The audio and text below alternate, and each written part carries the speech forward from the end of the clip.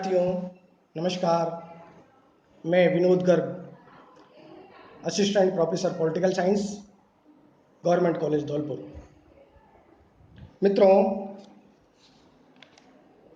पिछली वीडियो में हमने ब्रिटिश संविधान के अंतर्गत बीए पार्ट सेकंड के विद्यार्थियों के लिए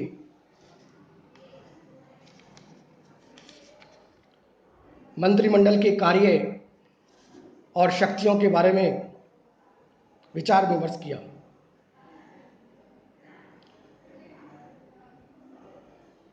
मंत्रिमंडल के जो कार्य हैं उनको हमने विधि निर्माण संबंधी कार्य, वित्त संबंधी कार्य, कार्यपालिका संबंधी कार्य और न्याय संबंधी कार्यों के बारे में आपके समक्ष विचारों को साझा किया। और आज की वीडियो में हम आपके साथ मंत्रिमंडल के जो रूप हैं उन पर चर्चा करना चाहेंगे।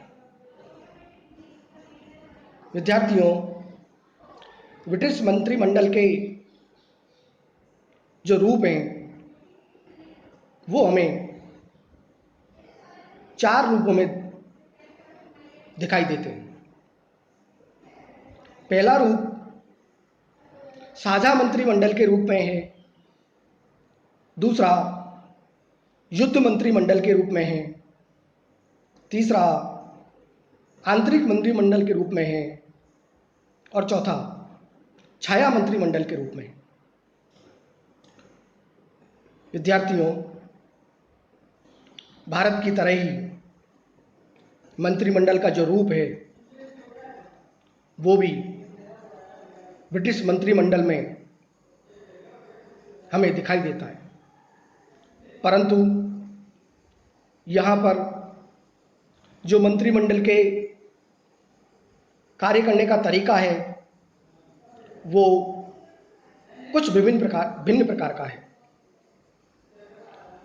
साझा मंत्रिमंडल के रूप में यदि हम चर्चा करना चाहें तो कभी कभी हमें देखने को मिलता है कि कॉमन सभा में किसी भी दल को बहुमत नहीं मिलता है, अथवा हम यूँ कहें कि जब किसी दल को कॉमन सभा में स्पष्ट बहुमत प्राप्त नहीं हो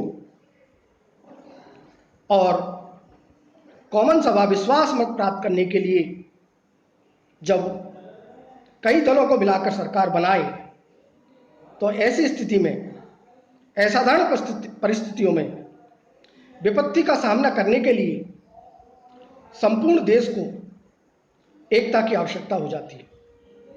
और इसलिए वहाँ पर ब्रिटिश मंत्रिमंडल में सभी दल मिलकर मंत्रिमंडल को बनाते हैं और संयुक्त रूप से देश की रक्षा में भाग लेते हैं। सन 1931 में जब आर्थिक संकट आया, 1940 से 45 के मध्य में द्वितीय वर्ल्ड वार का जो सामना किया, उस परिस्थिति में इंग्लैंड में साझा मंत्रिमंडल बना दिखाई दिया। विद्यार्थियों, साझा मंत्रिमंडल के बाद दूसरा मंत्रिमंडल युद्ध मंत्रिमंडल के रूप में है। और युद्ध मंत्रिमंडल से तात्पर्य हमारा यह है कि युद्ध अथवा किसी विपत्ति के समय तुरंत निर्णय लेने के लिए, तुरंत डिसीजन लेने के लिए आवश्यकता होती है। और इसी आवश्यकता को ध्यान में रखते हुए शासन की सर्वोच्च नीति के निर्धारण तथा शासन के निर्देशन के निमित्त कुछ मंत्रियों की एक कमेटी बना दी जाती है, समिति बना दी जाती है और उन्हें प्राय किसी भी विभाग का अध्यक्ष नहीं रहने दिया जाता, जिससे वे पूरा समय इस समस्या की ओर अपना ध्यान लगा सके। प्राय इसमें 4 से 5 मंत्रियों को लिया जाता है और यह मंत्रिमंडल थोड़े समय के लिए होता है, अल्पकाल के लिए ही होता है। सन 1916 में लॉर्ड जॉर्ज और 1940 में विंस्टन चर्चिल ने 5 मंत्रियों का एक मंत्रिमंडल गठित किया था, जिसे युद्ध मंत्रिमंडल के नाम से जाना जाता है। मेरे प्यारे विद्यार्थियों, साझा मंत्रिमंडल और युद्ध मंत्रिमंडल के विवेचन के पश्चात तीसरा वर्णन हम आंतरिक मंत्रिमंडल के रूप में करना चाहेंगे। आपको विदित है, चूंकि मंत्रिमंडल में 15 से 20 मंत्री होते हैं, इसलिए प्रधानमंत्री का ये दायित्व है कि वह सभी सदस्यों से परामर्श करे। लेकिन परिस्थितियां कुछ इस तरह से हो जाती है कि सभी मंत्रियों से परामर्श करना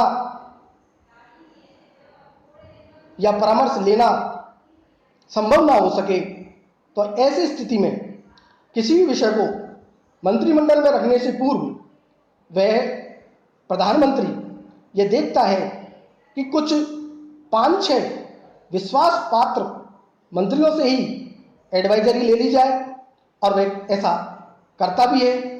और शासन संबंधी सर्वोच्च नीतियों का निर्धारण चूंकि वस्तुतः आंतरिक मंत्रिमंडल के द्वारा ही किया जाता है, इस प्रकार आंतरिक मंत्रिमंडल अनौपचारिक संगठन के रूप में कार्य करता है, जिसमें प्रधानमंत्री को उस मंत्रिमंडल में लिए गए सदस्यों पर विश्वास प्राप्त होता है।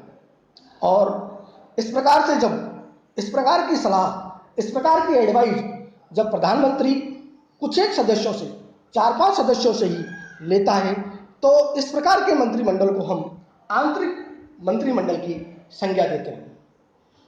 विद्यार्थियों, साझा मंत्रिमंडल और युद्ध मंत्रिमंडल और आंतरिक मंत्रिमंडल के पश्चात अगला जो रूप हमें दिखाई देता है वो छाया मंत्रिमंडल के रूप में।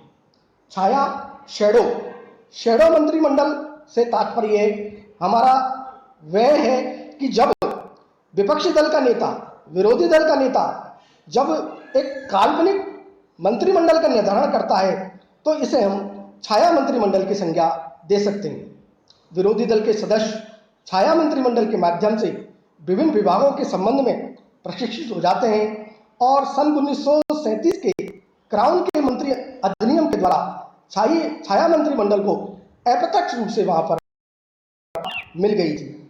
विद्यार्थियों, मित्रों, इस प्रकार हमने साझा मंत्रिमंडल, युद्ध मंत्रिमंडल, आंतरिक मंत्रिमंडल और छाया मंत्रिमंडल के रूप में विचार विमर्श किया। मंत्रिमंडल के संबंध में, उसके कार्यों के संबंध में, उसके अधिकारों के संबंध में रेंजो मेयर ने एक खूबसूरत टिप्पणी की है। वो क्या है कि ब्रिटिश मंत्रिमंडल को इतने अधिक व्यापक अधिकार प्राप्त हैं कि उतने अधिकार संसार के किसी भी शासक, यहाँ तक कि अमेरिका के राष्ट्रपति को भी प्राप्त नहीं है।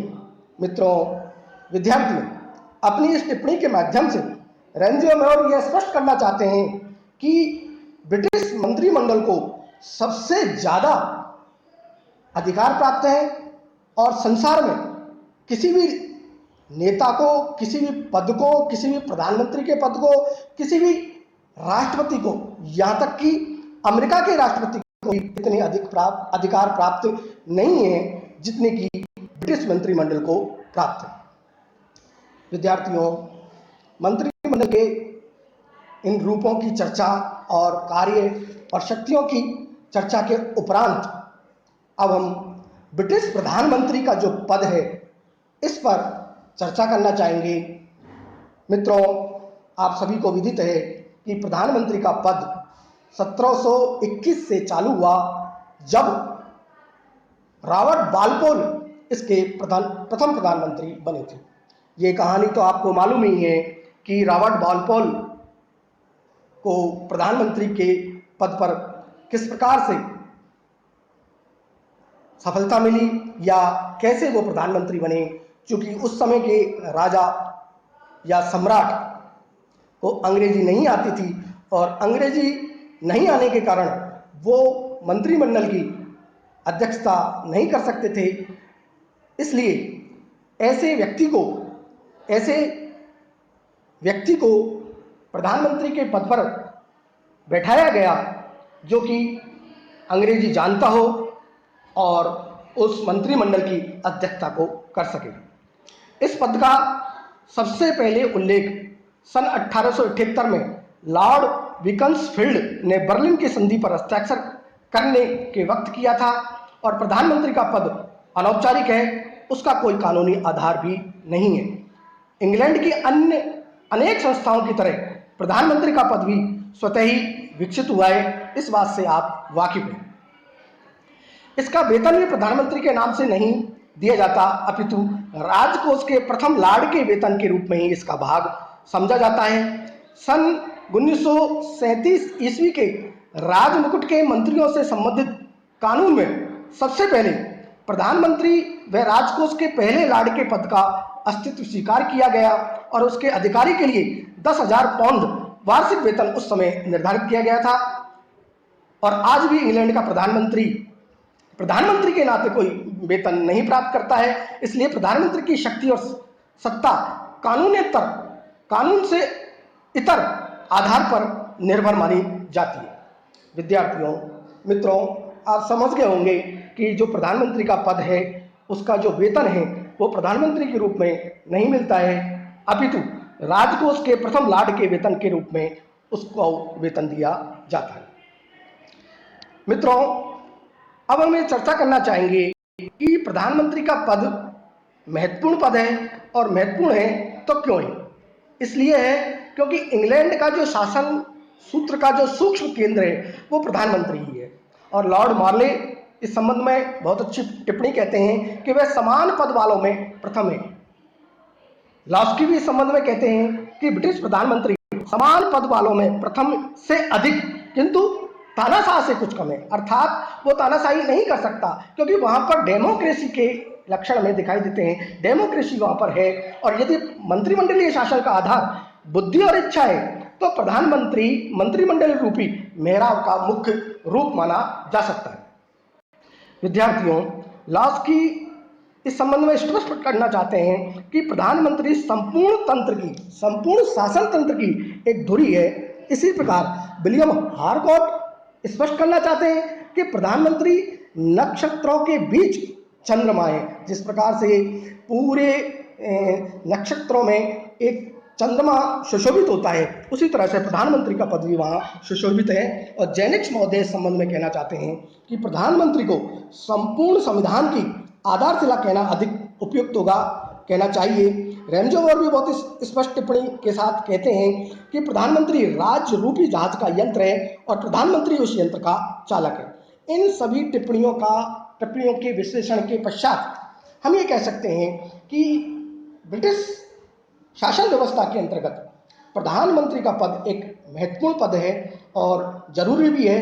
प्रधानमंत्री के पद पर यदि हम नियुक्ति के संबंध में चर्चा करना चाहें तो प्रधानमंत्री, चूंकि आप जानते हैं, विदित है, लोकसभा दल का नेता होता है और वस्तुतः स्थिति भी यह है कि नवनिर्वाचन के पश्चात लोकसभा में बहुमत प्राप्त दल के नेता को सम्राट प्रधानमंत्री बनने का निमंत्रण देता है। हमारे यहाँ यही परंपरा है कि जिस दल का बहुमत होता है उस दल को ही हमारा यहाँ का राष्ट्रपति प्रधानमंत्री पद को ग्रहण करने के लिए आमंत्रण देता है। केवल कुछ अपवाद कुछ ऐसे हो जाते हैं, कुछ परिस्थितियां इस तरह से हो जाती है कि राजा कभी कभी अपने स्वविवेक का प्रयोग भी कर सकता है। हमारे यहाँ भी राष्ट्रपति अपने स्वविवेक का प्रयोग कर लेता है और इस प्रकार की स्थिति सन 1916 और 1931 में हमें देखने को मिली।